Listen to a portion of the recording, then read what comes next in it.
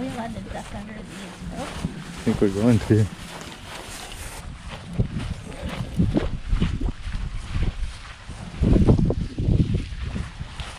'60th anniversary of the Battle of Shiloh. We're here for the cannon firing. It's the last one of the day, and we had to really rally. I was in bed all day with a migraine, so we're barely making it.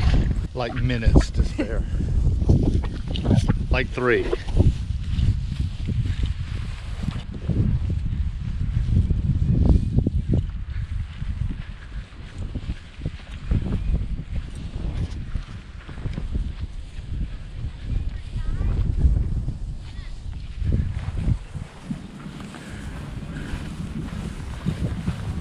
Welcome to Shiloh National Military Park, everybody. Alright, before we get started, I want to point out what we've got out here. We've got several different artillery crews from other parks.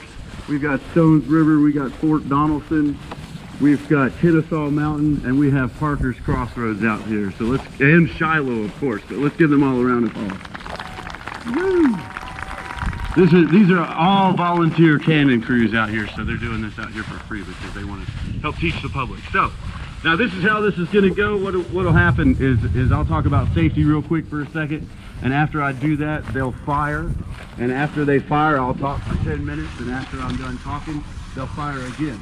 After all of that, and they lock everything up in the limber chest, they'll allow you to come around the rope. We'll open the rope down up just a little bit further down that way.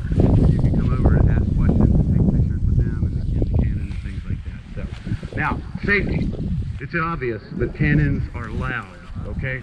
So, when you hear the word ready, you can cover your ears. If you got small children, help them cover their ears. If anybody has any animals, you definitely want to hold on to them, because even the calmest of animals will act a little bit crazy when they hear these cannons go off. So, my name's Timothy Arnold. I'm a park ranger here, and I appreciate you all being here. So, without keeping on going here, I'm going to turn it over to the commander.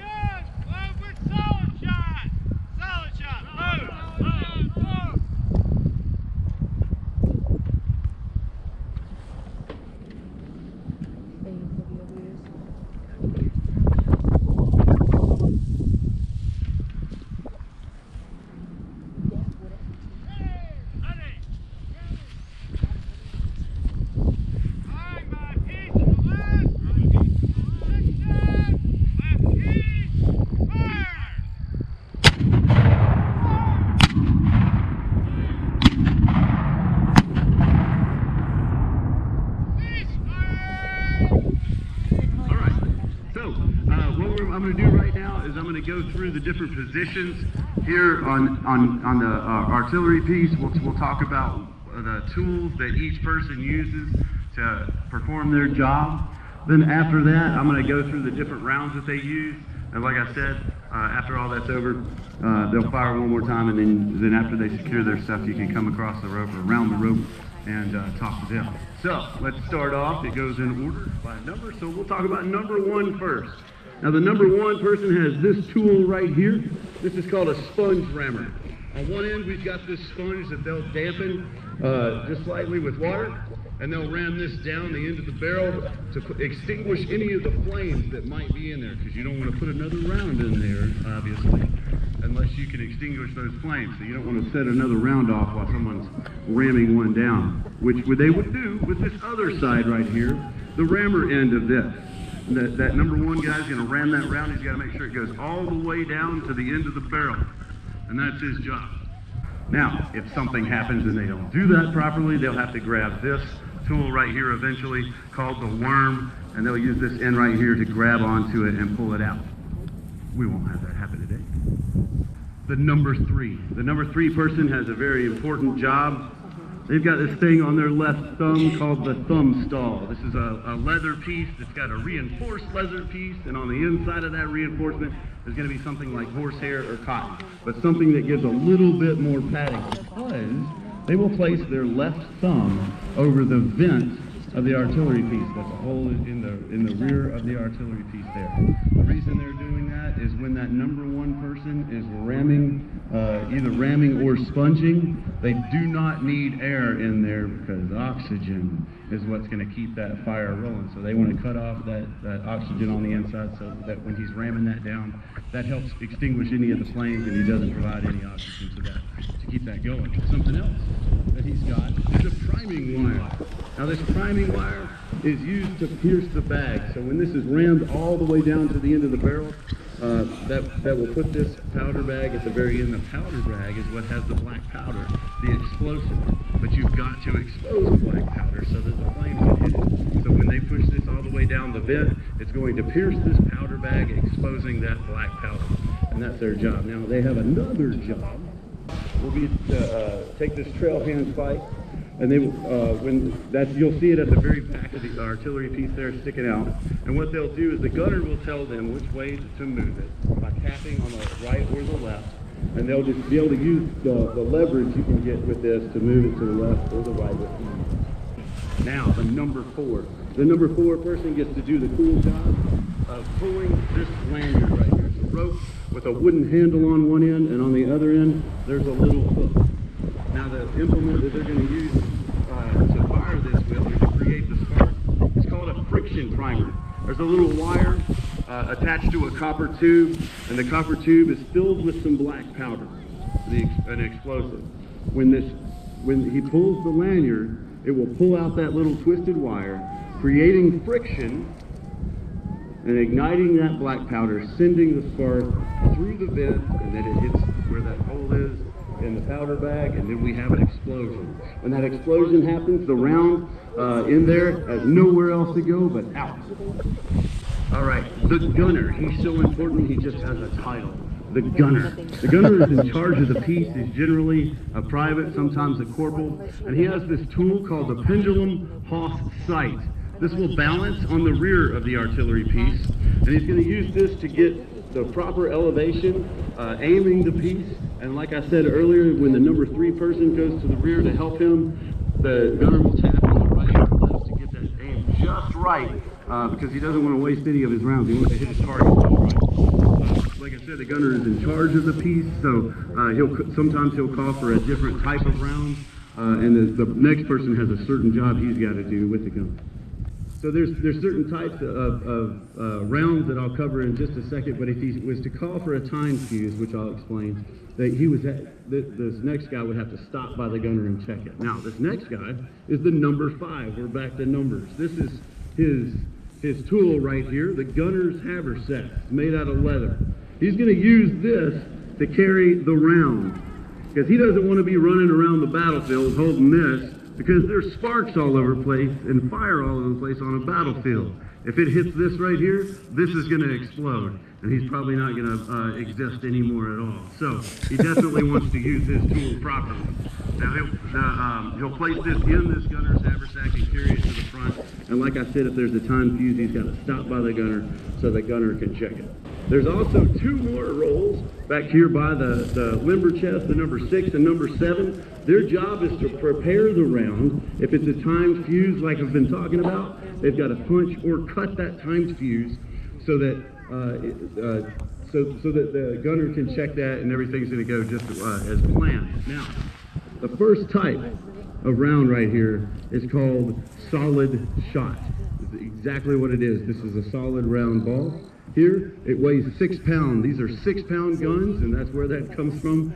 These guns do not weigh 6 pounds. It's what they actually fire here is a 6-pound round ball. Now, it's usually meant to hit something. That's its real plan or real purpose is to hit something. Maybe to actually hit the limber chest back here. If they can hit that limber chest and disable it, that gun can't fire what's in there. They're going to have to go back and find another or get another limber chest from the caisson. Or they can hit underneath. If they're really good, the gunner can aim to hit underneath across the field and hit and knock the cannon tube off of the wheels there. Also, normally they're not using this to hit troops, but they can. There was a soldier here named Cyrus Boyd with the 15th Iowa. He talked about how one of these went along and killed 5 men, and the only reason it stopped is because it hit a tree. Wow. All right, this next round is called spherical case shot. It looks just like the solid shot, but it is a little bit different because it has a fuse on the head right here. And on the inside, it's going to be hollow with several round lead balls on the inside. When this timed fuse goes off, it will explode and it will break into several pieces, and all of these lead balls on the inside come out spraying. Normally, they're trying to hit troops of any type, or for sure infantry, cavalry, and artillery. But if they can make it explode over massed infantry, it'll take out a huge chunk of that line. Or if they try, which they try really well or try really hard and aim, they can get it to explode right over the heads of one of these artillery pieces, and they can take out a whole cannon crew that way.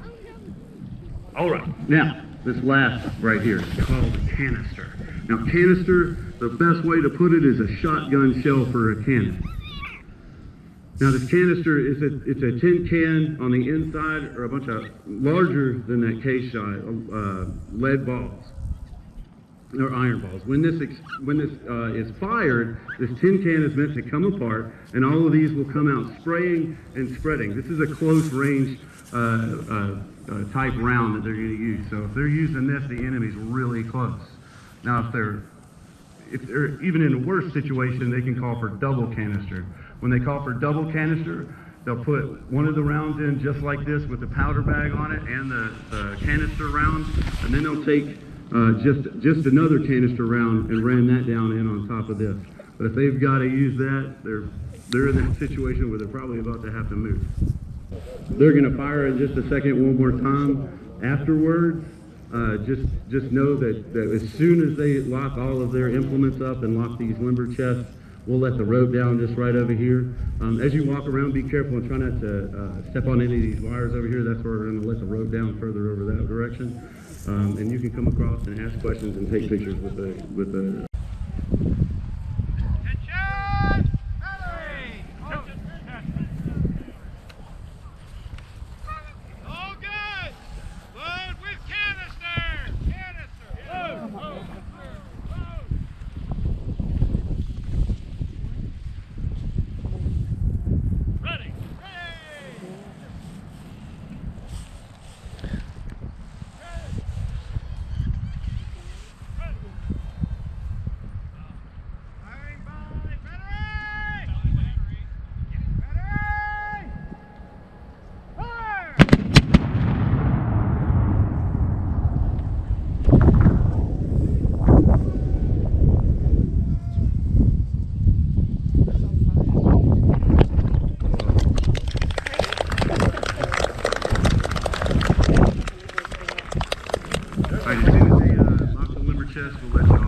I could watch them do that all day.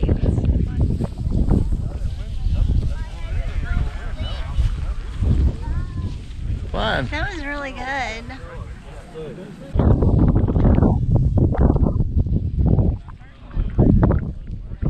This was a good program. A lot of times you see a cannon firing, it's one, maybe it's one cannon usually. Yeah. I've never seen like a bunch of teams together.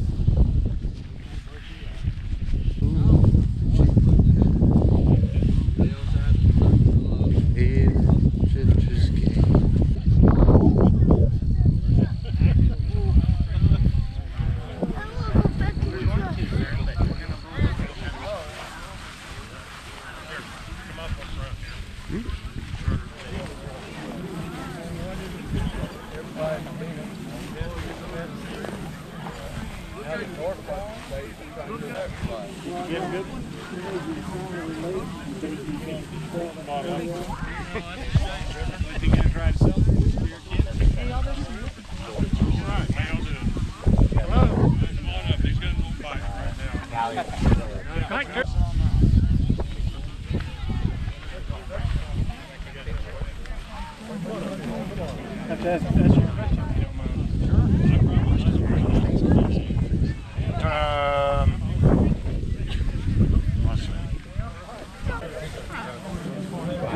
What's the barrel made out of? Bronze.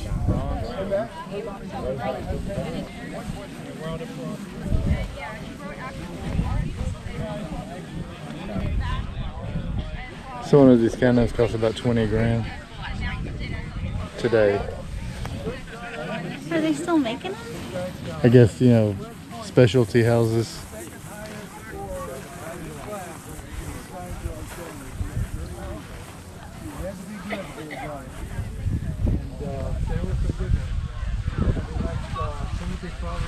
They could shoot them so they bounce them in the ground and knock the barrel off. Oh, yeah, that's where it's made. Oh yeah. So whenever you see a cannon, you should always check, because sometimes they're made in Columbus. Oh. No, this is a reproduction. That was an excellent demonstration, fellas. Thank you. Thank you.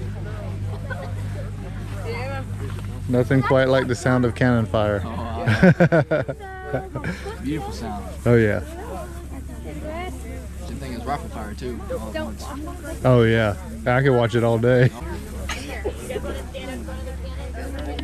I can think of little as satisfying as cannons blasting in a field.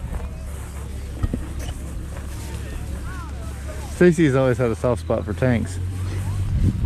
Yeah, and I know I've said on our shows before that we don't know what we're talking about. Like, we'll point to a cannon and be like, we don't know if it's a 6-pounder or a 12-pounder. Like, we're not artillery experts. Right, at all.